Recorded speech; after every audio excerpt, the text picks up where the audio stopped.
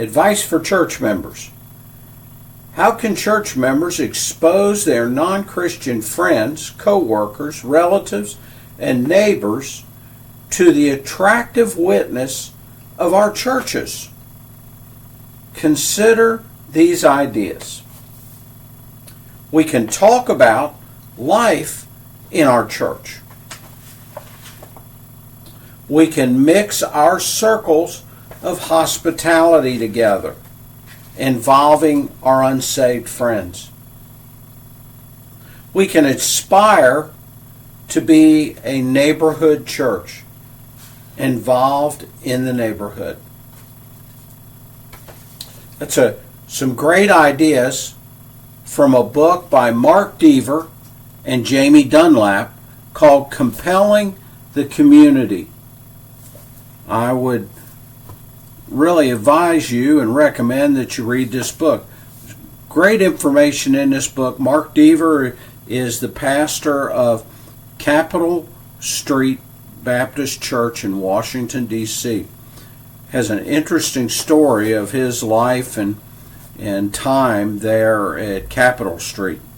But as we go on, one other book I would really encourage you to maybe pick up and read, and that is Chuck Swindoll's book, The Grace Awakening, which again is a really good book that I would suggest that you read. But I guess my question for you is, are you fully experiencing all that God has for you today? Are you living that life to its fullest that God desires for you? A couple of good questions to ask. And as we continue to look at Romans 12, and we continue to talk about the gifts this Sunday, I want to ask you to think about this. Are you fully living everything that God destines for you? Or are you holding back? Are you hesitating in discovering the gift that God has for you? Well, grab your Bibles and get ready as we look again into Romans chapter 12, verses 6 through 8. And we talk about the giftings that God has given us by His grace, and how this stirs up the life in the church of Jesus Christ. Okay, turn in your Bibles, Romans chapter 12. We're continuing our journey through Romans chapter 12 and learning about being a Romans 12 church and what that looks like. So, as the kids are thundering out of here, and as we're getting ready, let me ask you a question. Are you really the person that God wants you to be as part of this church family? You know, I got to admit, that question, sometimes people hesitate in asking that question because they don't want to get somebody upset. They don't want to get people saying, well, I'm just not coming back to church anymore. I just don't want any pressure.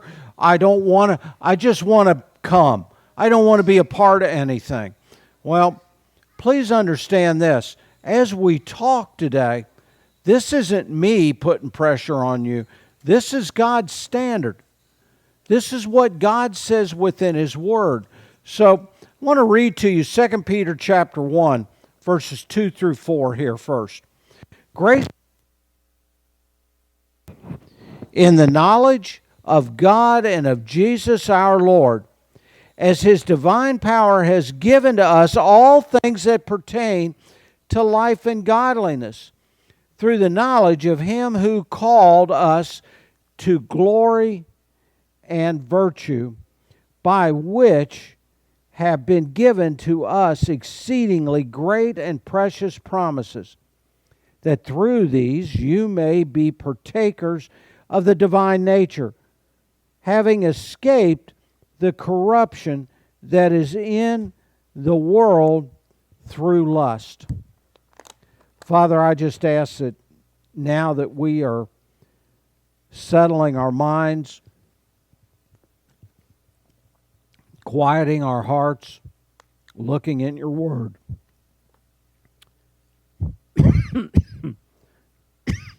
may you be the ones to teach us. May your grace be poured out on us. Stir our hearts to how we serve you, for it's in your name we pray. Amen. As I said before, people don't like to be asked if you're really experiencing and living what God intends and how He intends for us to live to the fullest. The other question is, are you fully committed to the things of God? Or are you simply committed to what you believe God is going to give you? There's a big difference there. There are many that come to church looking at what they can get from God rather than recognizing who God is and wanting to worship God and being committed to Him. They basically treat God like a McDonald's drive-thru. Now, I had an acquaintance when we were living in South Florida. He loved McDonald's French fries. He would go through a McDonald's drive-thru every day and not get a little pack of fries. Back years ago, in Florida at least, you could order what they called a basket. And it literally was a small bucket of French fries. And that was what he would do. He would go to McDonald's because he could get that bucket of fries. There are literally thousands of people coming to churches, sitting down in a pew, and I'll say it this way, tolerating a message because of what they think they get from it and what they think God's going to give them, rather than a committed desire for who God is and who God desires for us to be.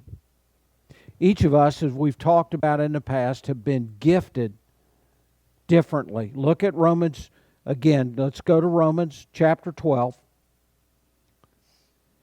And let's go ahead and start in verse 1. I don't want to shortchange any of this. I beseech you, therefore, brethren, by the mercies of God, that you present your bodies a living sacrifice, wholly acceptable to God, which is your reasonable service. And I've said before, that word reasonable actually can be translated logical. It is our logical way to live. Since God has poured out so much mercy on us, it would seem logical that we would live a life committed to Him. How do we do that? Verse 2, and do not be conformed to this world, but be transformed by the renewing of your mind, that you may prove what is that good and acceptable and perfect will of God. We do it by changing our thinking. We stop looking for what we can get from God, and we change our thinking to how we can serve God. Follow me on that? Verse 3. Paul's speaking here and writing, and he says, for I say, through the grace given to me, to everyone who is among you, not to think of himself more highly than he thought to think, but to think soberly, as God has dealt to each one a measure of faith. God has gifted each one of us based on His plan for our life within the church body. Based on His plan. I can't speak for you all, but I know for me, my plan and what I thought when I started out in the ministry changed radically over the years to where we're at now. I wouldn't trade any of it. But it took time for me to get to that place to receive what God's plan was for me and be willing to participate in God's process of preparing me for where I'm at now.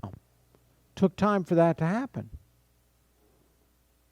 So Paul is reminding us we all have our gifting, and then he says, for as we have many members in one body, but all the members do not have the same function. None of us are gifted the same way. None of us are gifted the same way. We all have different gifts. Some of these gifts are music. Some of these gifts are teaching. Some of these gifts are administration. Some of these gifts are gifts of compassion and encouragement. Some of these gifts are service gifts. My goodness, I'm thinking of food for in a little bit, and the dinner that we're going to have, and I think of Emma. And Emma and Peggy are downstairs right now. I'm assuming Peggy's down there. I don't see her up here anywhere. They're downstairs. They have that gift of service, of making sure that everything is ready and in order.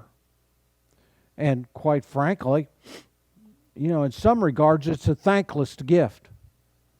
I was here at about 7:30 this morning, and Emma arrived shortly after me.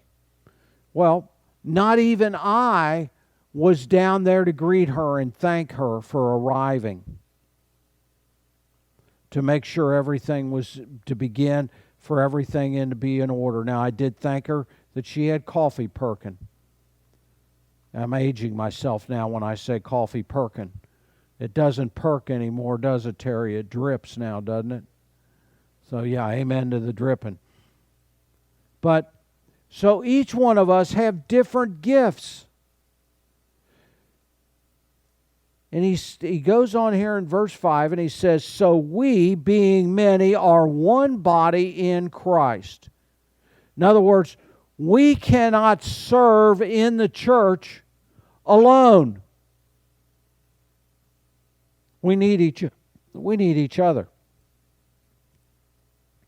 We can't just come to the church and sit in a pew and exist. That's God saying that. That's not me. I mean, it's right here in black and white. Remember, 2 Timothy 3:16 and 17. All Scripture is given by inspiration of who? And is profitable for doctrine, reproof, for correction, for instruction in righteousness. Now, God breathed His attributes, Himself, into the Word.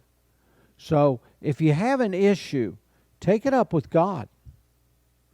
Now, we've got examples of people trying that. Moses tried it, and he lost the debate. He ended up going to Egypt anyway. Joshua tried it, and he ended up being the leader of Israel after Moses. And it goes on down the line. Peter tried it a couple of times. He said, no, we're not going to let anybody come take you. And Jesus' first response was, get behind me, Satan. The second time Peter did it, he went hog wild. He got really opposing to what God's will was and cut off the guard's ear. And yet, Jesus healed it. And oh yeah, there's this third time and fourth time and fifth time that Peter opposed God's will, and he denied Christ 3 times. And after Jesus rose from the grave, he came to Peter and he said, oh, and basically this is what he did. He said, okay, let's get things straight. Let's get things sorted out here for a minute and get things straight. Do you love me? 3 times he said and asked, do you love me? Do you love me? Do you love me? So see, it is God's way, and I want us to understand that. We talked last week of the condition of the culture we live in. We can no longer just be a spectator in the pew. We can't be a spectator in a pew. We must make up our minds to be participants in God's plan for this church. I mean, look at the kids we had here, and half of them weren't even here today. That's the future of the church, perhaps of Noster. I almost said Dillsboro there for a minute. We need to recognize that we must be participants in this. So now, Paul has said that we are individually members of one another. In other words, we're dependent upon each other. Verse 6 says, having then gifts differing according to the grace that is given to us, let us use them. Now, you can't say that you're not gifted, because if there were those that were not gifted, Paul would have said that here. He would have put a little notation there and said, oh, by the way, not everybody is gifted. But he didn't say that, did he? What did he say? What did he say here? He says, having then gifts differing according to the grace that is given to us. Now, God's given all of us grace. Jesus died on the cross for us. So, God's grace is available for all of us. If you have accepted Jesus Christ as your Savior, then that grace is poured out on you. And that means that we are part of God's plan. And that means God has gifted you in one area or the other.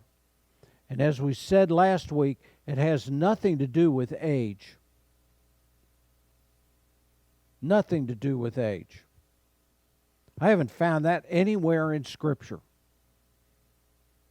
You're done when God calls you home. I've often said I would like to be like George Mueller, that died on my knees in prayer, or George Whitfield, that died in a guest parsonage preparing to preach his next message. And they found him where God had called him home, hunched over his Bible. There's no retirement. God has a plan for us. And see, the thing is this: God will empower you to be able to do the gifting that God has for us.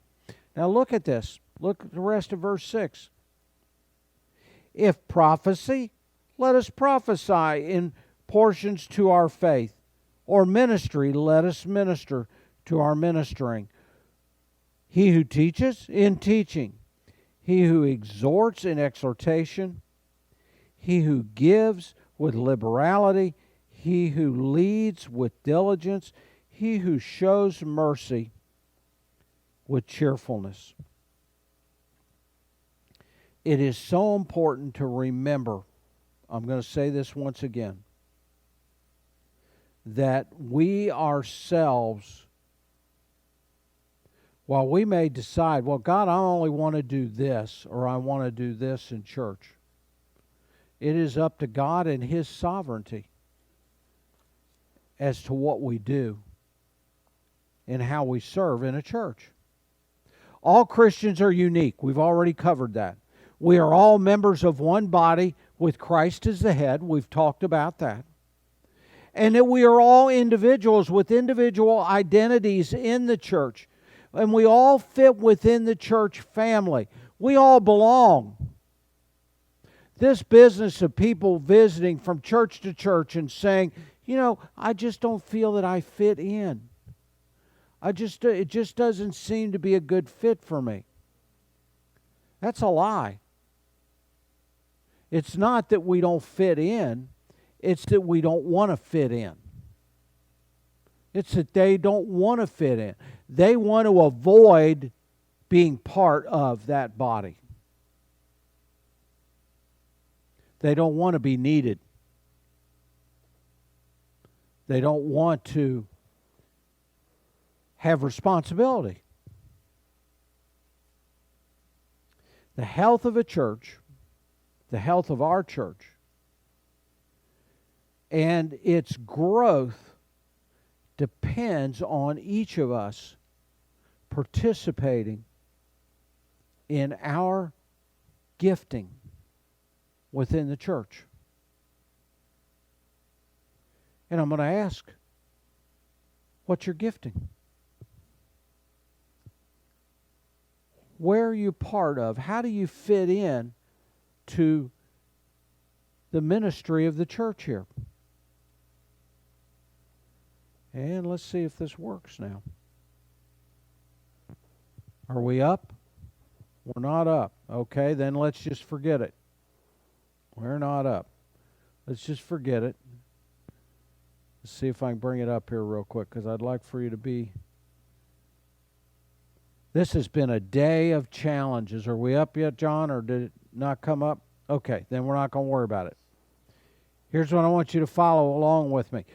We never did finish filling out the blanks on the back of your bulletins. So hopefully you got a bulletin. Follow the back of your bulletin as we talk about this.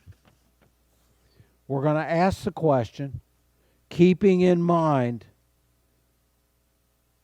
what verse 6 says about gifting, that we all have them, that we want to recognize, okay, we want to accept that gifting that's talked about in verse 3. We want to accept that gifting, and not only that, we want to be focused on doing it based on verse 2, what the will of God is, what is practical for us. We also need to remember that our gifts are given to us by God. This gifting is not something that you develop as a talent. Now, I don't know if you all know who Paganini was. Paganini was a concert violinist. He was known the world over in his day. And the story goes, he loved the Lord, and he served God with his talents of music. Here's where the gifting came in. He was doing a concert one day, and he was playing his violin. And if I remember correctly, a concert violin has 4 strings on it. Hopefully I'm right on that. And he's playing, and he's massive crowd of people in this concert hall. And a string breaks. Paganini smiles, and he says, Paganini on 3 strings. And he continues to play the concert, continues to play his heart out, because all the time he's doing is he's doing it to glorify God. Suddenly another string broke. He's got 2 limp strings hanging down and 2 left being strung on his violin. He pauses for a moment and grins, and he says, Paganini on 2 strings. And he continues to play. He is continuing to play his heart out. Well, yes, you guessed it. A 3rd string broke. And the same response, Paganini on 1 string. And he finished the concert and was greeted with a standing ovation that he gave God the glory. You see, his gifting was in all that he did to glorify God. He had developed his talent of music, and his gifting was in to glorify God. We all have different giftings, and we need to remember that. We need to understand that our giftings are for the blessings of the church family, not for our benefit, not for our gain. Are you following me on that? It's not for our gain, not for our notoriety. It is for the blessings of the family of the church. The third thing we need to remember is this, that the discovery of our gift is a revelation by the Holy Spirit and not through development of your skills.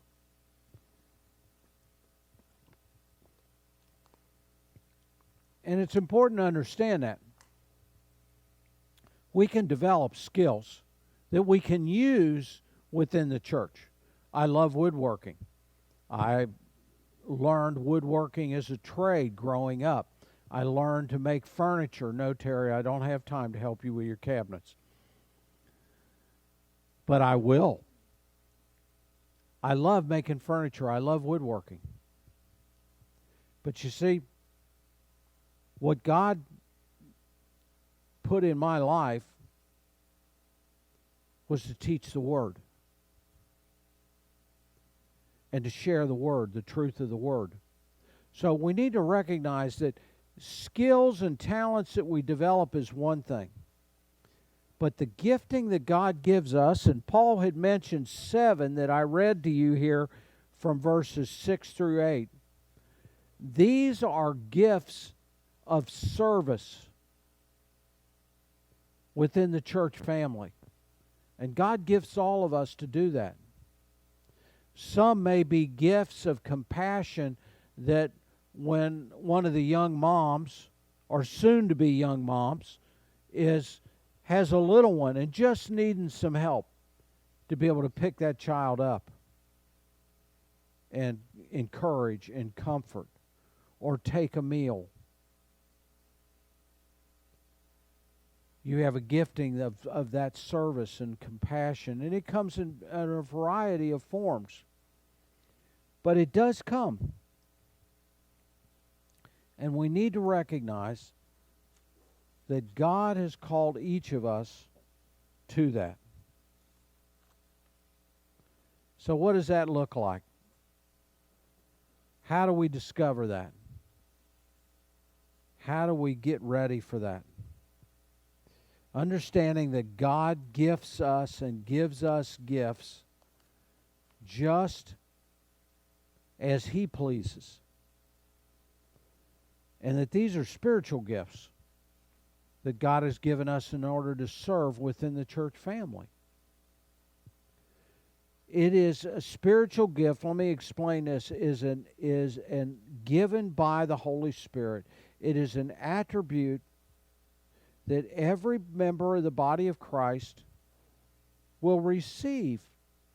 There's no reason to go around saying, I just don't have any gifts, or I have nothing to be able to serve with. Ephesians 4:12 says this, for the equipping of the saints, for the work of the ministry, for the edifying of the body of Christ.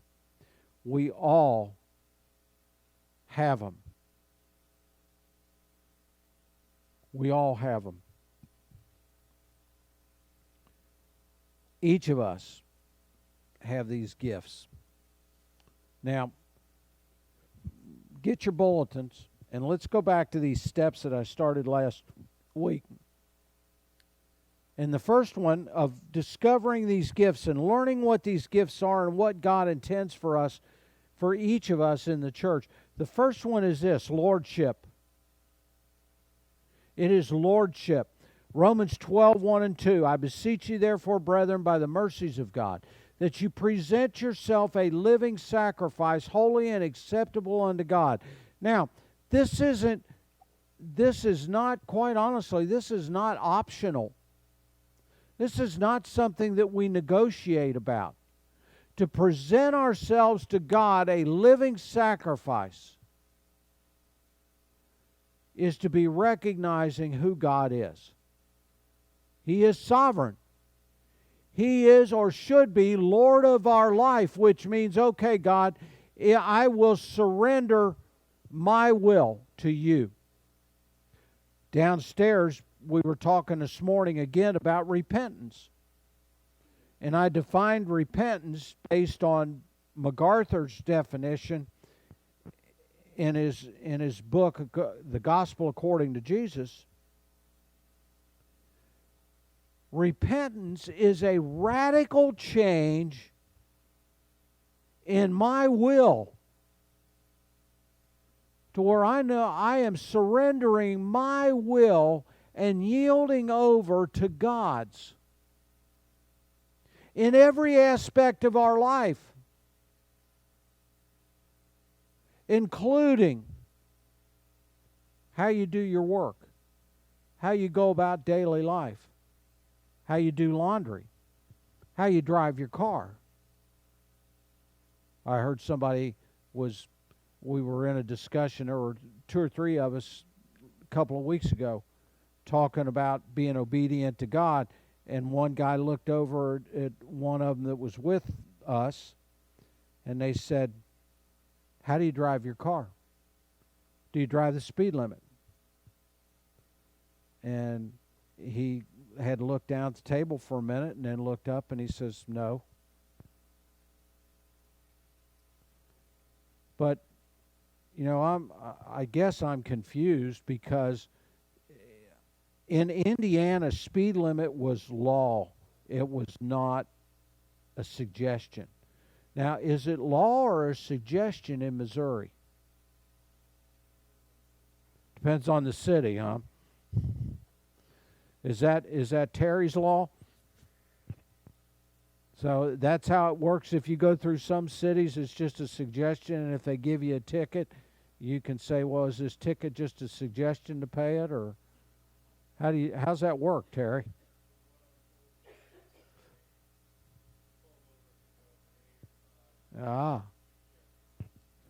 So in other words, they rewrite the law depending on what kind of paperwork they want to do. And I understand that because my brother was a cop for years. So I do understand that. But see, here's what we need to understand. Lordship, if we want to discover the gift that God has given us, we have got to have a radical change in our thinking to where it's no longer our will. Our prayer needs to be, not my will, but yours be done, God. Does that sound familiar? It's what Jesus prayed, wasn't it? Before he was beaten and nailed to a cross.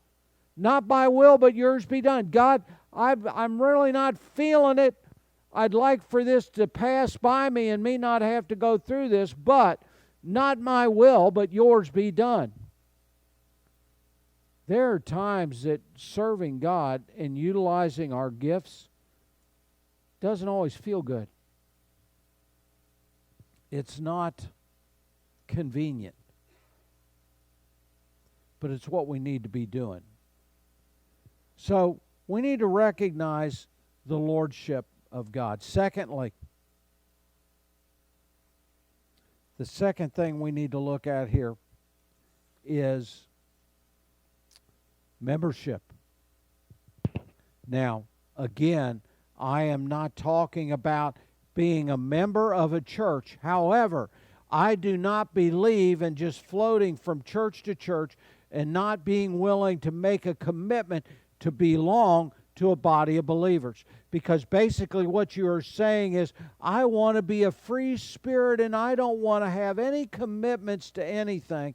And what you're telling the world around you is, I am unwilling to commit to God. It's okay if he wants to keep me out of hell, that's great. I just don't want to make a commitment to him. You may as well be walking up to the cross with Jesus hanging on it and saying, you know what, Jesus, I really appreciate the fact that you're hanging up there. I'm sorry that you've gone through everything that you've gone through. And I am going to receive what you're doing for me. However, I'm just not really feeling like I want to commit to you. That's what you're saying. So the membership, if you want to look, is Romans 12, verses 4 and 5. For as we have many members in one body, but all the members do not have the same function. So we, being many, are one body in Christ and individual members of one another. We are part of this body of Christ. We are part of this gathering together. We are part of this family that God has brought together to serve Him and to share the truth of God's Word throughout this community,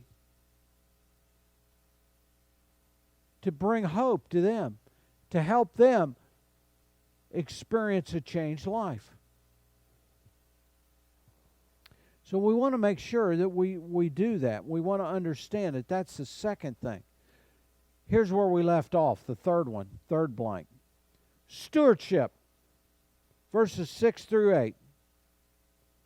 Having then gifts differing according to the grace that is given to us, let us then, if prophecy, let us prophesy. Now, I want to stop for a minute.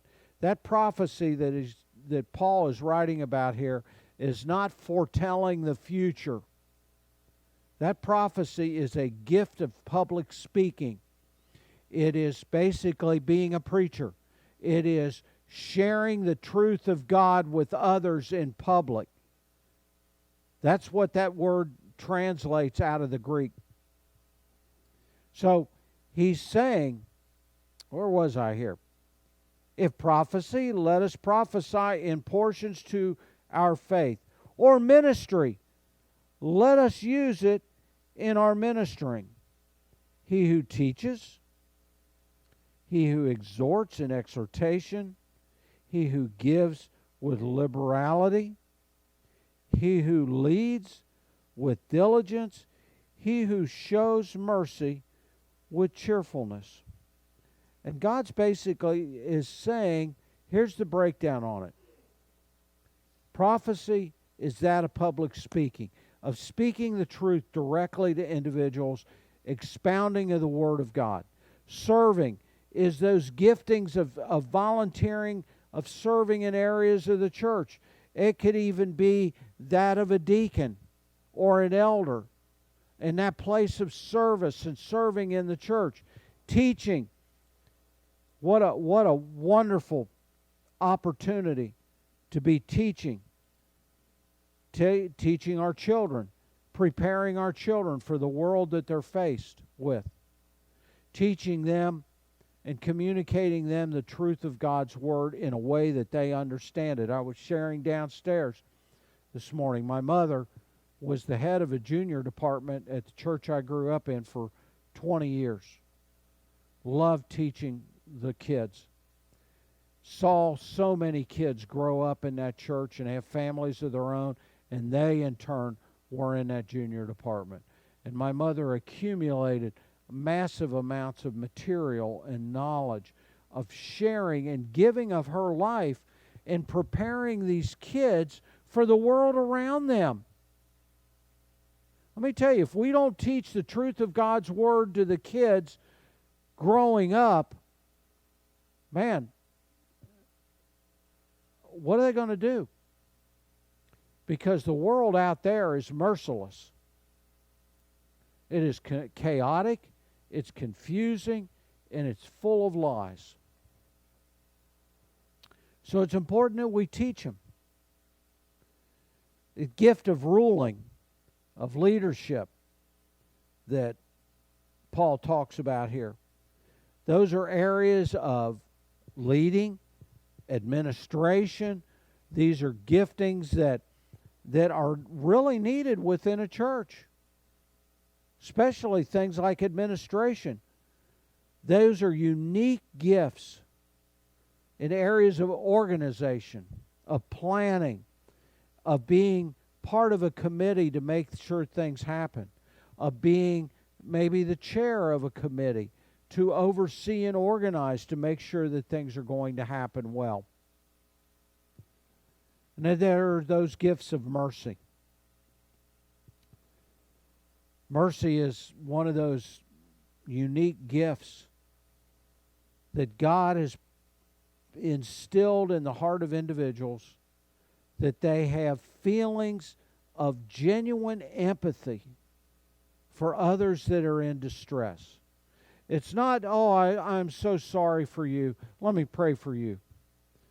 These are folks that their heart aches when they see others in distress, when they see others grieving, when they see others going through challenging times. And their prayer life is one of intercession. Their prayer life is one of where they stand with that person before the Lord, that they are so loving and caring for that individual. I remember hearing a story, and if I'm not mistaken, it's John MacArthur that's told this story about his early days. Now, this is going back some 50 years at Grace Community Church. And he had a young man that would come up to him every Sunday with a spiral-bound book. And he would ask John MacArthur, he would say, "What can I be praying for you about this week?"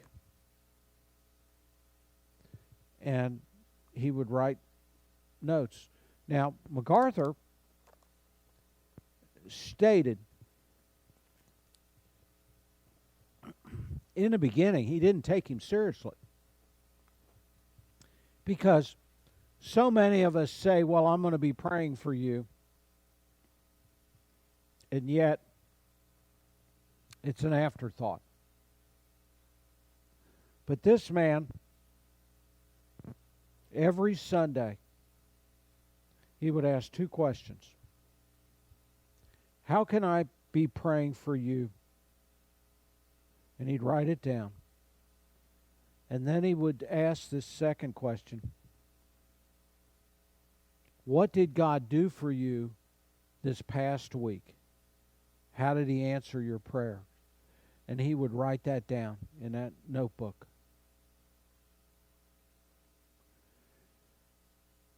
MacArthur went on with his story, but he said in later years, and this man, as far as I know, he's still in Grace Community Church today.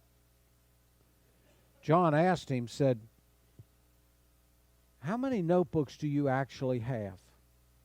And the man said, oh, I have hundreds, and I've saved every one of them. And I pray over all these folks that I ask about. There is such mercy in that prayer life. There is such mercy when you see an individual hurting or grieving, when you are willing to take the time to come alongside them, perhaps just to sit down with them, not fix anything, but just be there, be available, be still, listen. Mercy is one of those gifts that not everybody has that gift. Keep in mind, we all have giftings, but not everybody has that gift. The fourth blank is that of community and fellowship. And in 2 weeks, we will be looking at this section of Romans 12 from 9 through 13. It is about community and fellowship. You know, we talk about fellowship, and we talk about Hebrews 10:25. Forsake not the assembling of yourselves together. Remember, I said earlier that we need each other. We cannot successfully exist and participate in the body of Christ by ourselves. We need each other. We cannot just sit in a church pew and isolate ourselves. Let me encourage you. We've got a meal, fellowship meal after the service here. Let me encourage you. Come to the meal. Oh, well, I'm not hungry. Then come and fellowship. That's part of it. Be part of the fellowship. Be involved. Each of us are to use our gifts in the ministry of the church body. The community of the church in serving God. We all have a part in that. Just like your big toe helps you balance when you walk. And if you've ever broken your big toe, you'll understand what I'm saying. That it is a difficult thing to walk when you've got a big toe that is broken. We all have our part to play in this. So here's what I want you to do, where I want you to go with this, and we'll be done. If you look on the bottom of the bulletin, there's 3 more blanks. Here's what I want you to do as part of this family. First thing I want you to do is commit to engage in every opportunity that's presented to you. Commit to engage in every opportunity that's presented to you. Now that ties in with the second blank. Try everything that's presented to you. That doesn't mean that you have to always do that, but try it out, because somewhere along the way the Holy Spirit is going to stir your heart and say, this is it. And you're going to jump up and you're going to do one of these numbers in church. We're going to get this church Marvello to where they're very vocal before it's all over with. And we're all going to get excited, because we will discover what it is God has for us and the fit that God has for us within the church. But the only way any of us know that is by trying everything out. Try it out and experience it. We have all kinds of things going on. Come January, there are new things that are going to be starting. There will be opportunity after opportunity after opportunity. And if you want to know what those opportunities are, give me a call. Come see me. We've got all kinds of them. I got a whole list now. So we'll try the opportunity. Finally, this. Don't worry about the outcome or how well you did. Let God worry about that. Do you not think God's capable of handling your mistakes? Or maybe you help with decorations and things just don't get tweaked just right. You don't worry about it. I don't know if you all noticed, but when we first started doing the Advent candles, I lit them in the wrong order. I just wasn't thinking. But you know what? God's got it under control. God's not that small that something minor like lighting the wrong candle first would be a problem for him, would it? And what I encourage you is this: do not allow the fear or anxiety of messing up or making a mistake to hold you back from the wonders of what God has for you in ministry within a church. Follow me? So, again, make this commitment to engage in every opportunity. Try it all.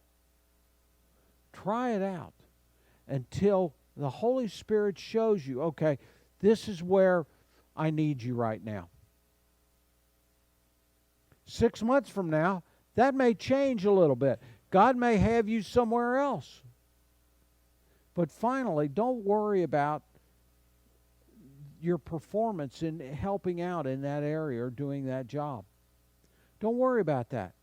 God's much bigger than that. Let God deal with that. Just commit to doing it. Okay? Let's pray. Let's stand and we're going to pray and be dismissed.